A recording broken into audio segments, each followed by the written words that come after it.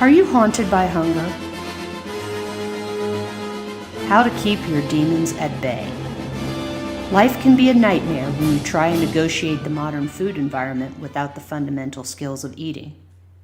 Millions of men and women spend hours each and every day tortured by the food demons. Food preoccupation, incessant cravings, and out-of-control binges don't come out of nowhere. They're the result of our confused brains signaling us to eat. When you haven't mastered the fundamental skills of eating, it can feel like you have been set upon by the forces of evil, and they can make every day a misery. Does the following scenario sound familiar? Are you plagued by one or more of these demons? The zombie. For immature eaters, the morning often begins with a hangover, and you might not have had a sip of alcohol. A tendency to overeat in the evening usually indicates a problem with the fat-regulating hormone leptin. When the sun begins to set, the ravening, mindless hunger takes over. It can begin on the way home from work or in the restless hours after dinner. Leptin problems are what compel people to stare into the refrigerator, rifle through the cabinets, or hit the streets for a fast food fourth meal, or zone out in front of the television set with a bag of chips or bowls of ice cream. The following morning, you have a food hangover, filled with remorse and probably some undigested food. That evening demon is a zombie, a creature of insatiable appetite and no frontal lobe functioning. It isn't a virus, though. This feeding frenzy is brought on by problems with the hormone leptin. The vampire. When the alarm clock starts buzzing, it's hard to drag yourself out of bed. Between guilt feelings about yesterday's indiscretions and general fatigue, skipping breakfast can seem like a good idea. It isn't. One of the reasons people wake up without an appetite is because of problems with the hormone ghrelin. Ghrelin is produced by the stomach. It has to do with daily body rhythms, and it helps let you know that it's time to eat. If it's growlin', it's probably ghrelin. People who don't get enough sleep, look at bright lights from their computer screens or supersized television sets long into the evening hours, trick the body into thinking it's summertime, the time to gorge and store fat in anticipation of winter. Vampires don't function well in the daytime, and so do a lot of people struggling with their weight. Eating regular meals, especially breakfast, helps get your hormones regulated and working for you rather than against you. According to Women's Health magazine, the average American woman spends 54 minutes showering, dressing, hair, and makeup each morning before work, but only 5 minutes on breakfast. When ghrelin is working well, you are hungry at meal times, but not all the rest of the time. Appropriate ghrelin secretion depends on adequate nighttime sleep. When you snooze, you lose. It also requires appropriate and consistent mealtime programming, and that means breakfast. Vampires don't function in the daylight hours, and neither do people with ghrelin problems. The first meal of the day is called breakfast because it means to break your fast. It's appropriate to feel hungry and be able to eat. This sets up your eating for the whole day. If your breakfast appetite is broken, then the vampire ghrelin is a likely culprit. The blob. Unfortunately, there are worse things than skipping breakfast, because making the wrong food choices at breakfast time can awaken the blob. The blob is an alien life form that consumes everything in sight. The Blob made its movie debut in 1958, about the same time the processed food industry took over the morning meal. According to the trailer, the Blob is a mass that keeps getting bigger and bigger. The Blob is the hormone insulin. The Blob needs a constant supply of food. While we are sleeping and not eating, the Blob goes to sleep as well. If you wake up in the morning and grab a quick breakfast that contains sugar or starch, the Blob will roar to life.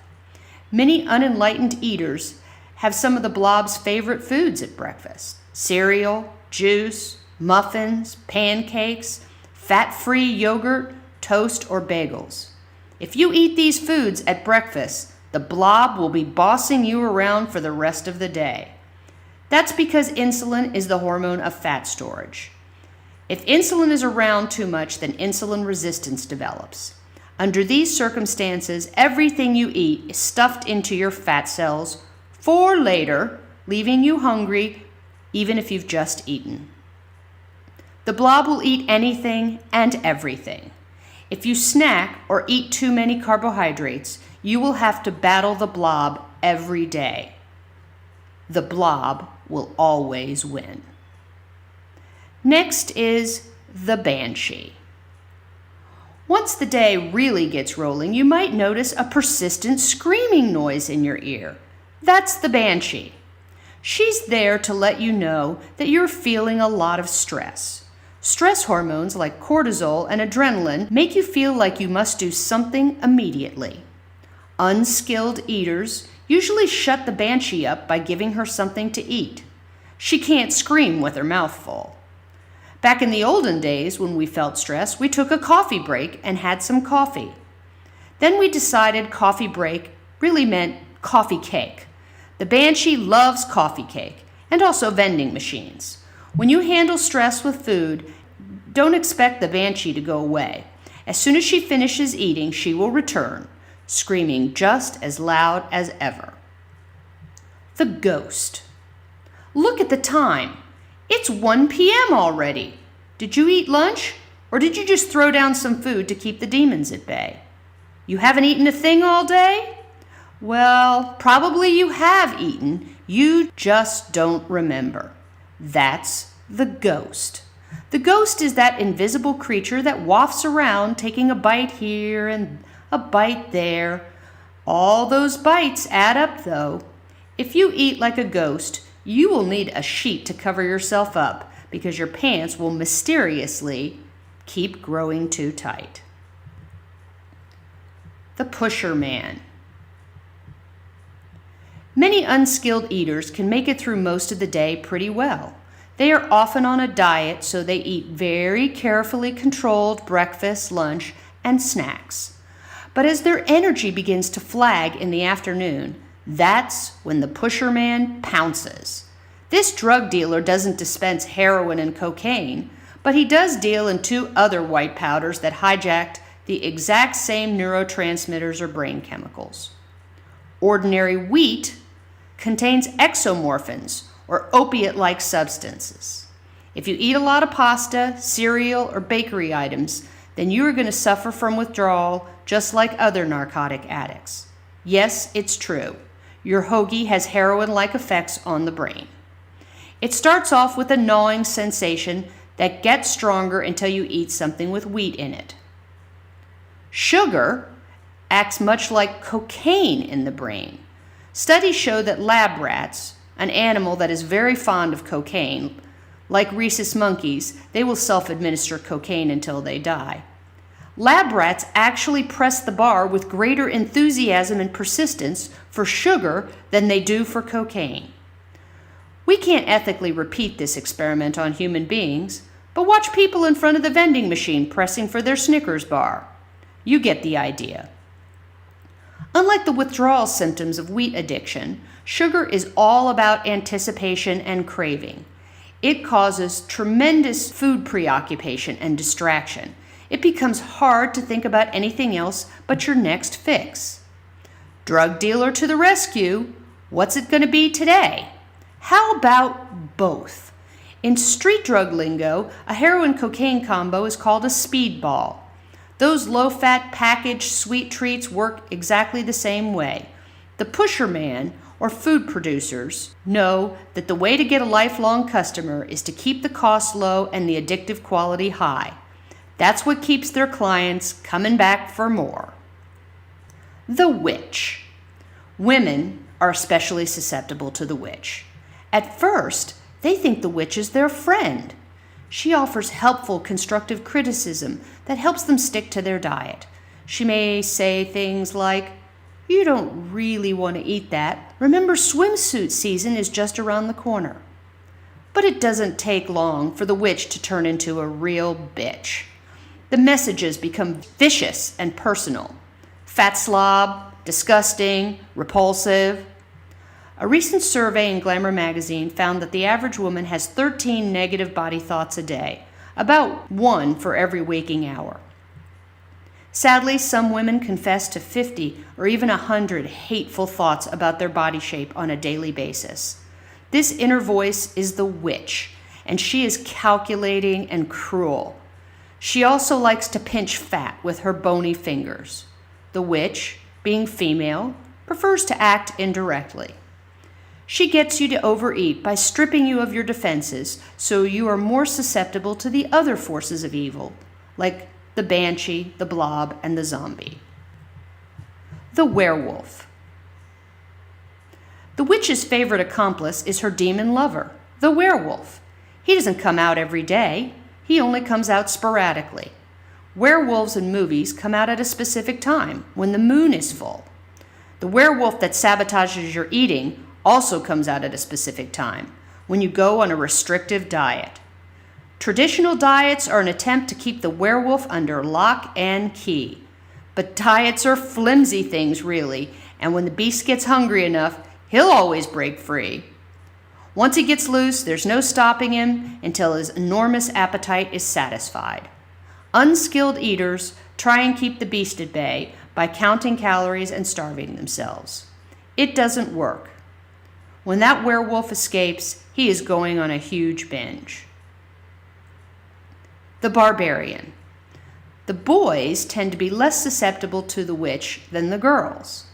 They think the witch is a bitch, and they just ignore her. Males call their muffin tops love handles. But the fellows aren't allowed to get off scot-free. Enter the testosterone-fueled barbarian. The barbarian thinks it's manly to eat an entire bucket of fried chicken or drink bucket loads of beer. Even worse, he is likely to poke fun at men who are struggling in the battle of the bulge. The barbarian will call him a sissy and say, everyone else thinks so too, and it's girly to be on a diet. The barbarian can be a real bully, and because he is capable of consuming huge amounts of food and adores oversized manly portions, he is a formidable foe. The barbarian will tell you that you just need to exercise more. Unfortunately, between the beer and the carbohydrate coma, you probably won't feel much like exercising. Maybe tomorrow. As the evening hour approaches, those demons become more active and persistent. The vampire is stirring around, influencing your dinner choices. The blob is still picking up speed and shows no signs of slowing down. The zombie is gearing up for a feeding frenzy that is likely to last for hours. Your afternoon sugar fix is wearing off, and your drug dealer will deliver. The banshee isn't screaming, but she won't shut up. A glass of wine, or 3, will usually put her to bed for the night. She also likes that zoned-out feeling in front of the television. The ghost will swear he hasn't eaten all day. You deserve a big dinner. That bitch, the witch, will fade into the shadows. She has already sown the seeds of havoc. She's just there now to enjoy the show. Don't worry, she'll be back again tomorrow to remind you of all your shortcomings. Depressing, isn't it? This is what every day is like for unskilled eaters. Everyone has their own personal demons, but it isn't unusual for people struggling with their weight to be battling multiple demons every day. Here's the problem. We're just mere mortals. Very few of us are vampire slayers or blob blasters. The solution isn't to battle the demons and win. The solution is to banish the demons and keep them at bay. The solution isn't to fight temptation or even resist temptation. It's to avoid temptation. You don't need to prepare for battle. You don't need individual specific weapons like silver bullets, wooden stakes, or magical incantations. What you need is to become a competent eater. A competent eater has mastered the basic skills of eating. How do these skills help? They stop you from being such an easy target. Skill building takes time and practice, but it gives you solid and reliable protection against the forces of evil. You learn how to keep out the demons. And once they learn that you're no longer vulnerable, they will stop tormenting you. Not only will your weight normalize, but you will be able to eat until you are satisfied, and then not think about food until it's time to eat your next meal. You will be able to reclaim the evening, gradually unwinding until it is time to sleep and awaken, rested, refreshed, and ready for the day. Doesn't that sound lovely? For more about the basic skills of eating, visit Evolutionary Eating at www.evolutionaryeating.com.